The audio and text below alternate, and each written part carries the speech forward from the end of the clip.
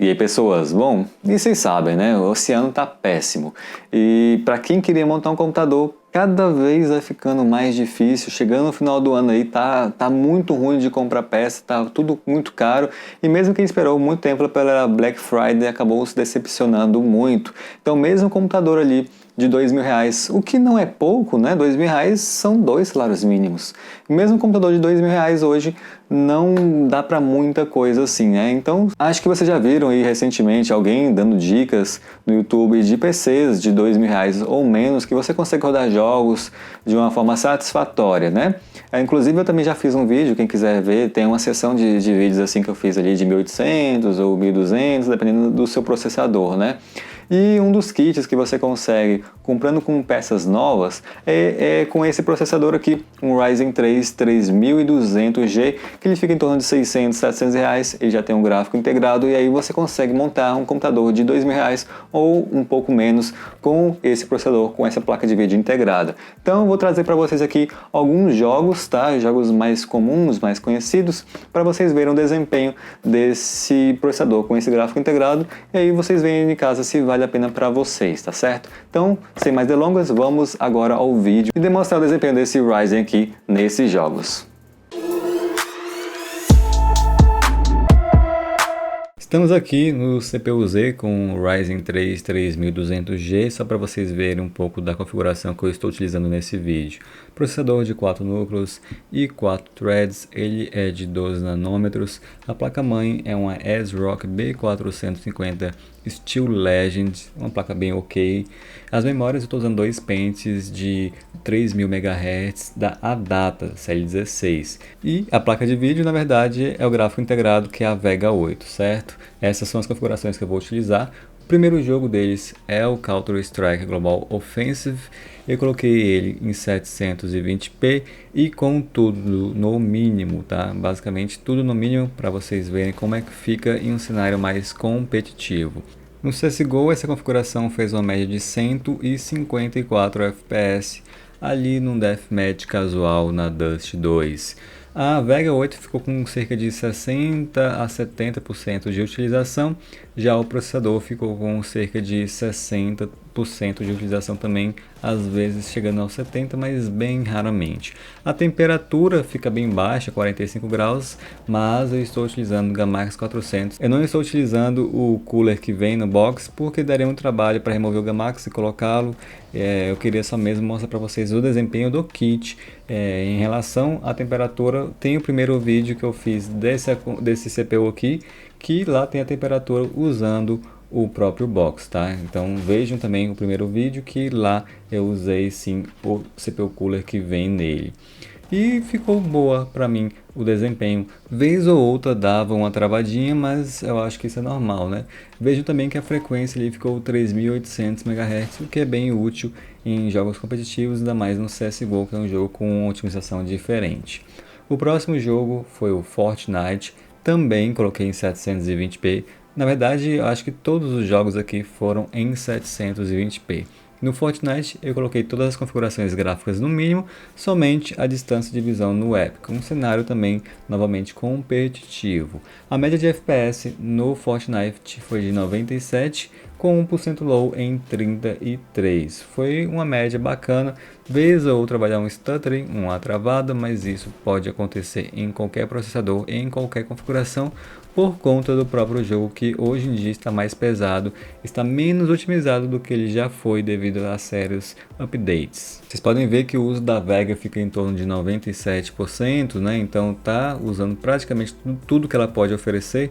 Às vezes dá uma queda para 88 e tal, mas na maior parte do tempo fica acima dos 90, ou seja, está basicamente usando tudo o que ela tem de desempenho. E o processador também não fica atrás, está usando 90, 98%, então os dois estão sendo bem usados mesmo em 720p, então não teria muita margem aqui para subir, talvez com um overclockzinho no 3200G, mas a placa de vídeo também vai limitar, né, a Vega 8. Lembrando também que eu usei uma placa de captura, logo esse desempenho que vocês estão vendo é o desempenho real, não existe perda nenhuma, não usei nenhum software para a captura desses vídeos aqui.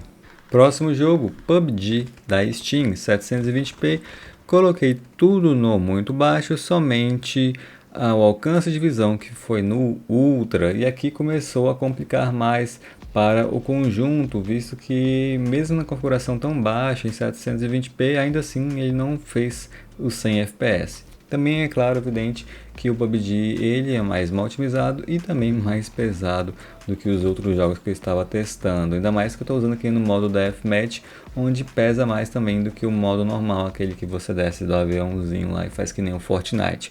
Eu priorizei esse modo aqui para vocês verem mesmo como ficaria o desempenho em uma situação mais extrema com esse kit aqui. Então a média de FPS no PUBG da Steam nesse mapa que eu estava jogando foi de 67 e com 1% low de 40. Então uma boa diferença para o que a gente estava vendo ali no Fortnite, que fez uma média de 97, né? Cerca de 30 FPS a menos do que no Fortnite. Vejam só que o resto está tudo igual, né? Mesma resolução, qualidade gráficas baixo, somente mudando o alcance de visão.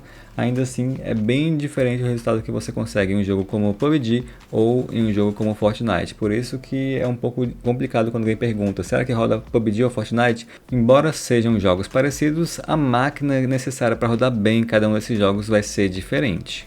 Agora vamos aqui ao Valorant, que é mais leve do que o PUBG, do que o Fortnite. Fica ali perto do CSGO quando os gráficos estão no mínimo, igual eu estou utilizando aqui, né? Eu coloquei também 720p com gráficos no mínimo. E eu tive uma média bem parecida com o que a gente viu no nosso CSGO, embora, né, o CSGO ficou ali um pouco acima. Ainda assim, eu achei bem interessante o desempenho do kit no Valorant. A média de FPS foi de 123 e 1% low ficou em 60, ou seja, ficou bem agradável. Vez ou outra vai dar uma travadinha, sim, vai, mas nada que te prejudique. Vocês conseguem matar sem problemas algum. Vai depender mais da sua skill do que qualquer outra coisa, né?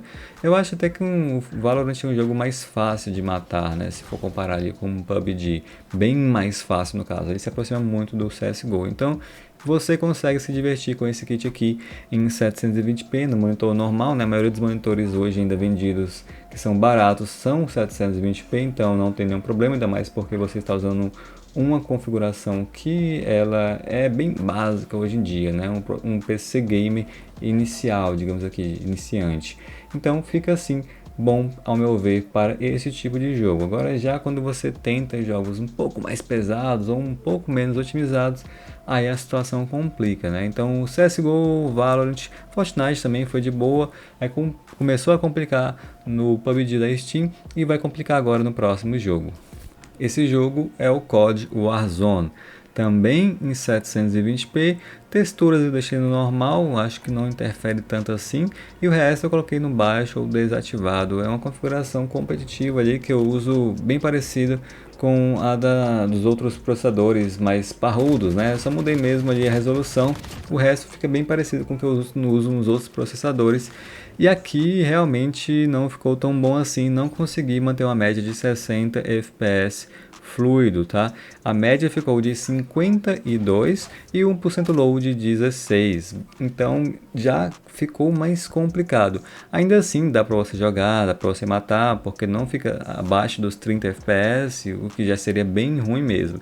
Então, embora não fique naqueles agradáveis 60 fps, que eu acho que todo mundo deveria procurar, pelo menos isso, né?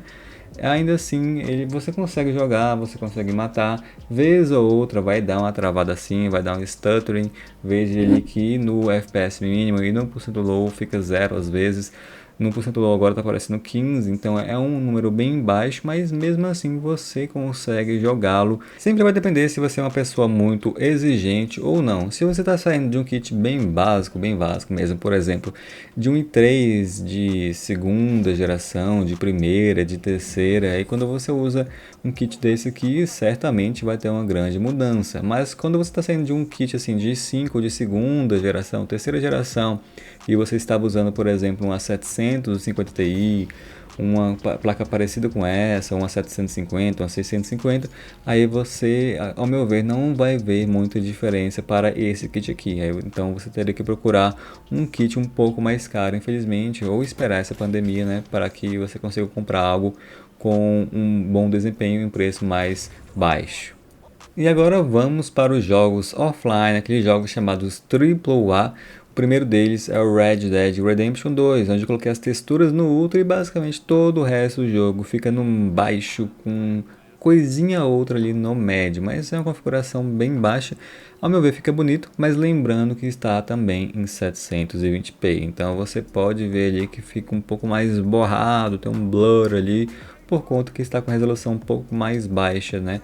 Ainda assim, fica bonito, fica bem jogável, o frame está estável. Eu travei o FPS a 30 usando Riva Tuner, tá? Só para que vocês saibam, e consegue manter essa média dos 30 FPS, o que a gente vê também nos consoles da antiga geração.